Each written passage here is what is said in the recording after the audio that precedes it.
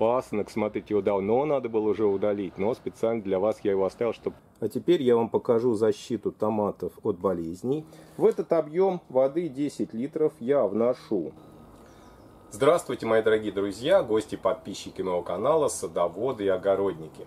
В этом видео я дам вам несколько полезных советов и рекомендаций по выращиванию высокорослых индетерминантных томатов в условиях поликарбонатной теплицы. Нахожусь я в Московской области. Сейчас у нас начало июля, практически середина лета. И самое время поухаживать за томатами. Кстати, сейчас вот я рядом стою с сортом томатов Кумата, которые я вырастил из семян, взятых в зимний период года из свежих плодов, которые я купил в супермаркете. Обязательно посмотрите видео, где я показываю, как я это делаю, как выращиваю рассаду. У меня есть несколько интересных видео на данную тему.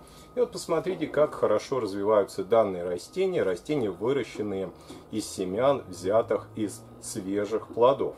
Пришло время, конечно, их прищипнуть, потому что они у меня практически доросли уже до верха, до крыши поликарбонатной теплицы. Сегодня я вам покажу, что нужно в таком случае с ними сделать. Проведем зеленые операции. Покажу вам, как я защищаю безопасным способом, без применения химикатов, томаты от фитофторы и от других болезней. Очень интересный способ.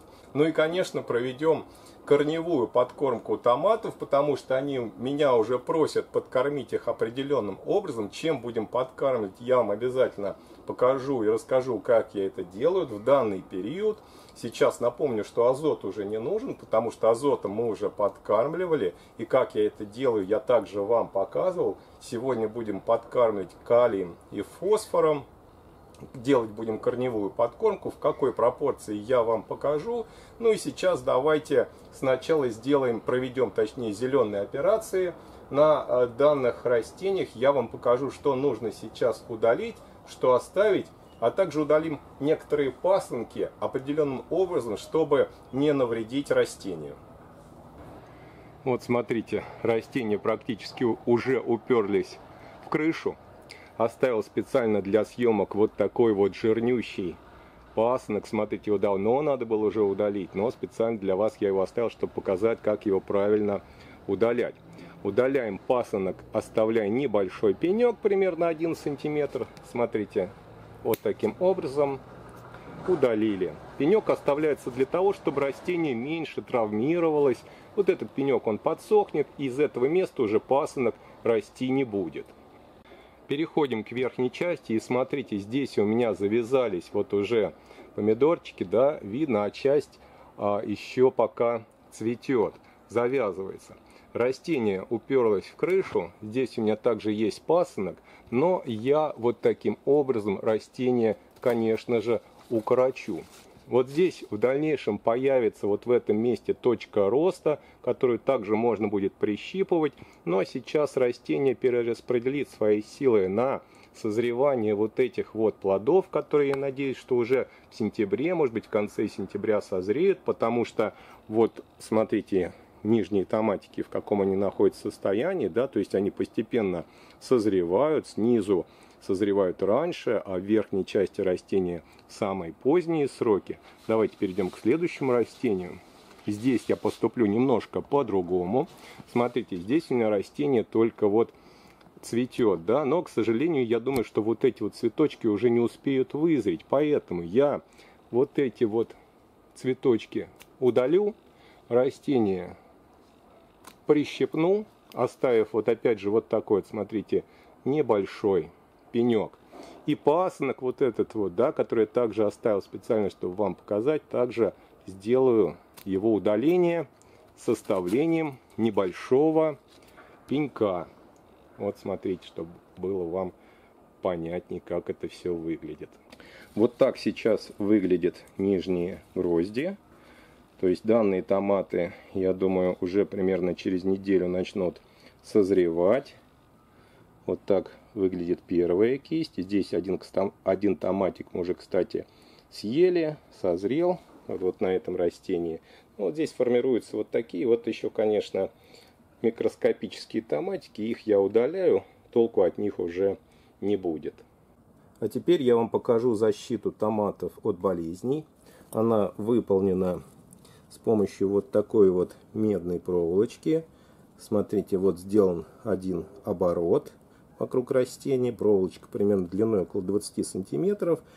Один кончик погружен в землю. Второй кончик просто оставлен в свободном состоянии. И смотреть он должен желательно на север. Таким образом, такая защита лучше всего работает. Но вот так выглядят практически уже созревшие плоды кумата. Все как в магазине, средний размер. Ну, немножко ему повисеть, еще, думаю, денька 2-3, и он созреет. У нас сейчас стоит жара, погода благоприятная, поэтому созревают в такую погоду томаты достаточно быстро.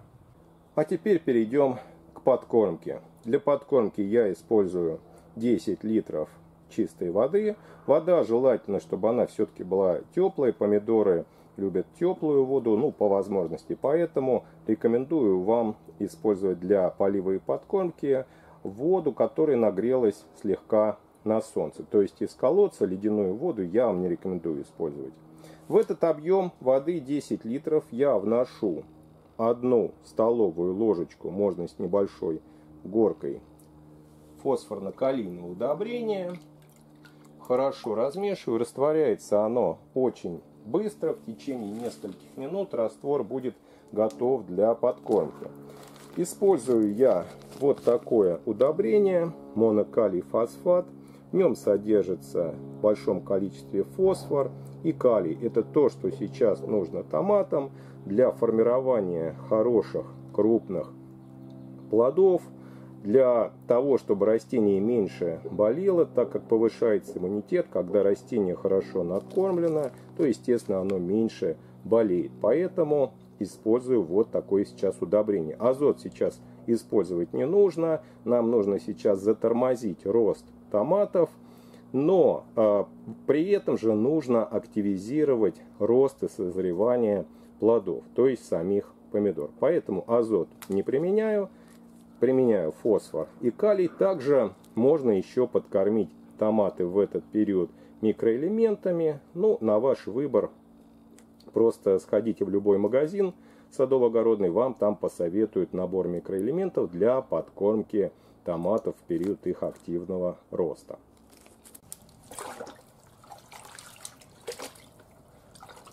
Подкормка готова. Под каждое растение я примерно подливаю 2 литра питательного раствора. Надеюсь, что данное видео было вам интересно, а самое главное полезно. Всем большое спасибо за просмотр, хороших вам урожаев. Вот мои томатики, они прям просят меня: подкорми меня.